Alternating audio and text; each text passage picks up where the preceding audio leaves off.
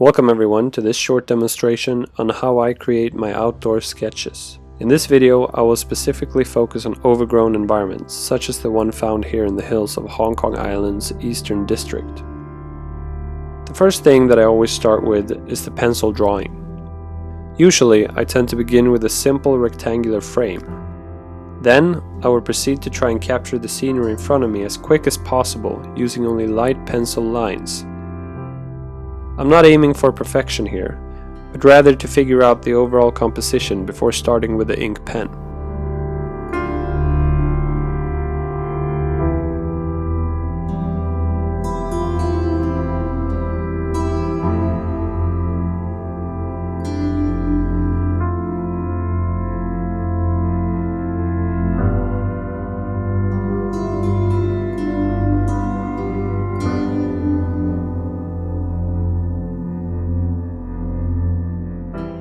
Next, I will start inking in my pencil lines using a micron ink pen. At this early stage, it's usually safest to start out with a slightly thinner tip, which is why I'm sticking to a 0.05 thickness. I will keep using this size for most of the overall drawing.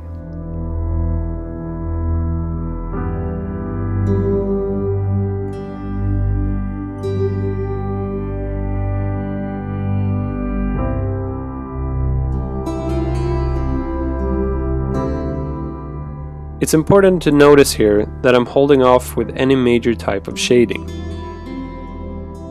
Preferably, I will save the shading until I'm finished tracing out all the lines that I did with a pencil. I also make sure to keep an eye on the actual scenery to make sure that I know what it is that I'm drawing at any given time. This might sound like a no-brainer, but given the chaotic nature of the overgrown environment, it's quite easy to have your eyes get lost in all of the twigs, branches and leaves you're trying to portray. As a side note, I actually made the bulk of this drawing in two separate sittings. The first day I was interrupted by a swarm of mosquitoes once the sun was nearly set, and since my bottle of bug spray was near empty, getting bits soon became more or less unbearable, which is why I had to stop drawing and come back another day.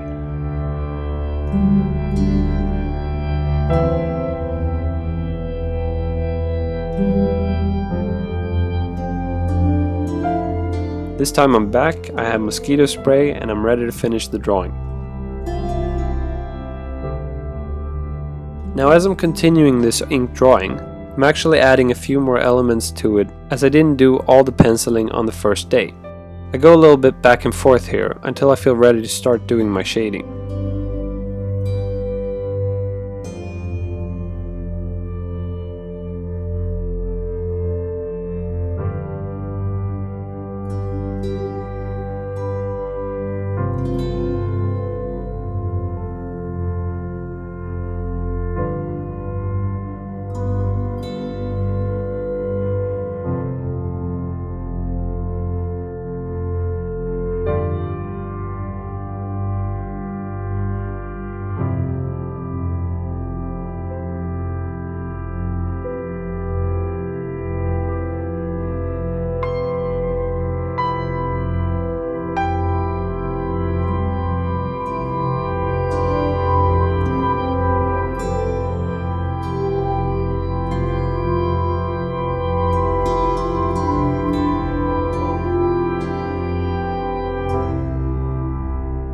For this third step, I'll mainly be focusing on shading and creating contrasts.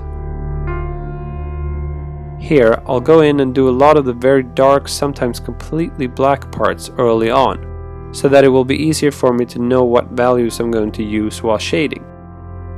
These lighter tones will be used for areas like the vines and twigs hanging down, as well as the concrete on the left-hand side.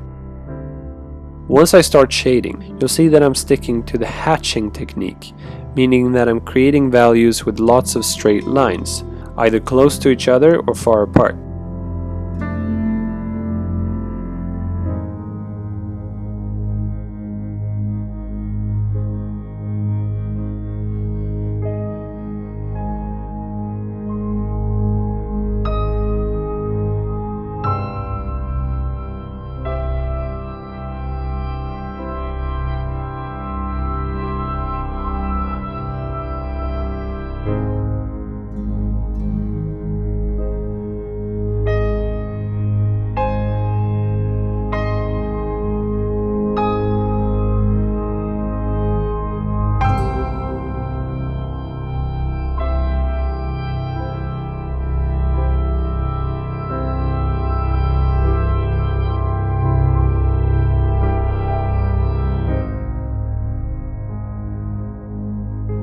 just like you can balance color in an illustration, we're basically doing the same thing here, but only by using ink.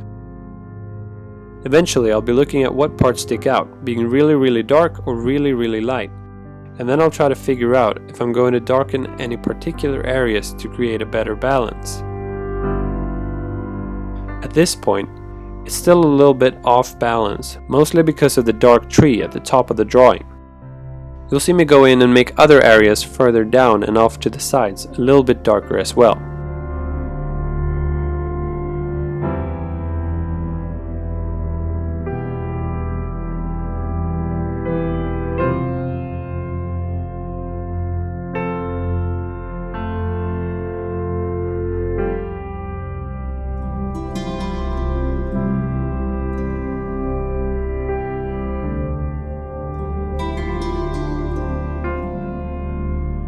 Now when I get to the far background of the image, I do switch to a much thinner pen.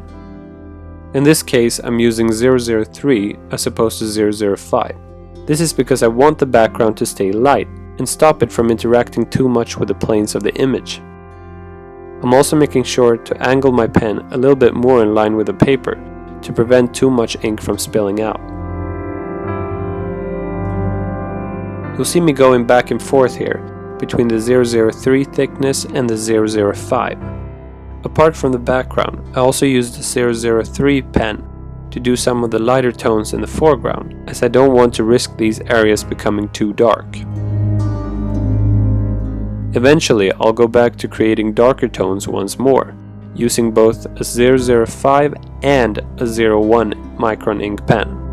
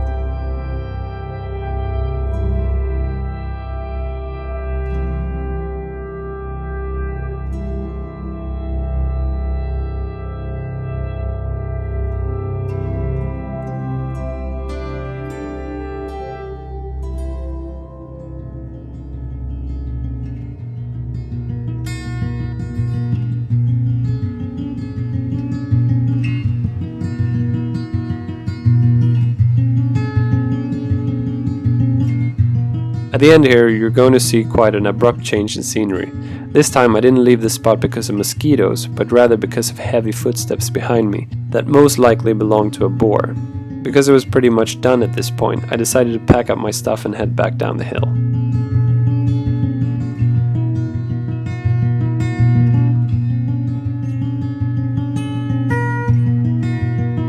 For the very final part, I'm mainly just doing some finishing touches. Personally, I sometimes find it beneficial to add the last few strokes while being someplace else than in the initial environment, as this can help provide perspective on whether or not your drawing actually works as a piece of art. Instead of getting caught up on what's dark and what's light at the spot in front of you, you're instead looking at the drawing as an image, and this can make it a little bit easier to figure out where you need to build up more contrast and how to create a better balance.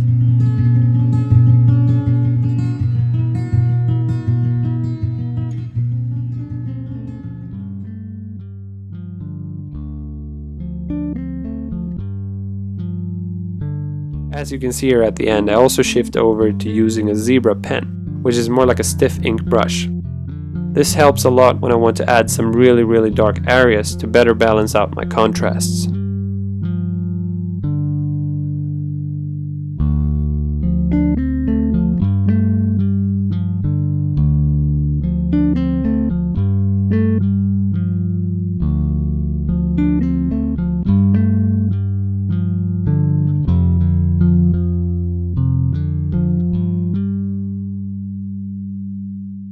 And that, my friends, is how you create an environmental drawing out in the woods.